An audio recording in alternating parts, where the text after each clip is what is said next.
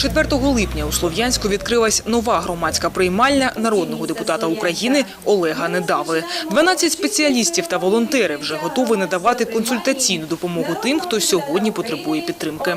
Здесь есть юристы, здесь есть экономисты, здесь есть правоведы, здесь есть люди, которые проработали в административных каких-то структурах. То есть здесь вы можете получить все, что нужно для того, чтобы правильно оформить, правильно обратиться.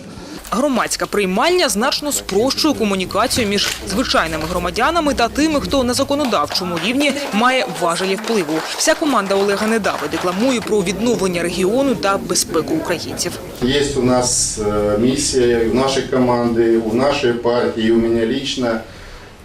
Миссия – это защитить Донбасс. Потому что 3 года назад мы этого сделать не смогли.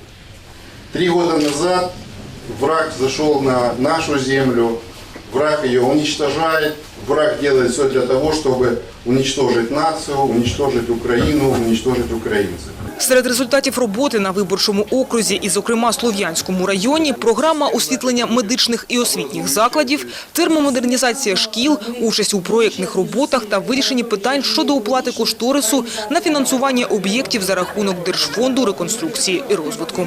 Это говорит о том, что народные депутаты действительно приходят к нам, приходят к простым людям для той связи, чтобы действительно решать вопросы. Это даст усиление нашей социально-экономическим связям.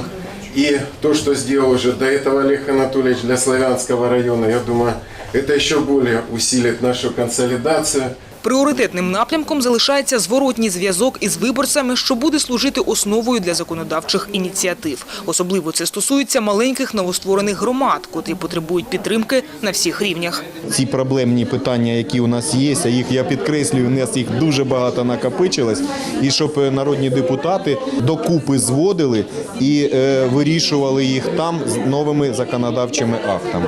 Наразі реалізуються проекти за рахунок субвенцій від залишків коштів бюджетів непідконтрольних територій. Автором відповідного законопроекту у минулому році був Олег Недава. Загальна сума складає майже 3 мільярди гривень.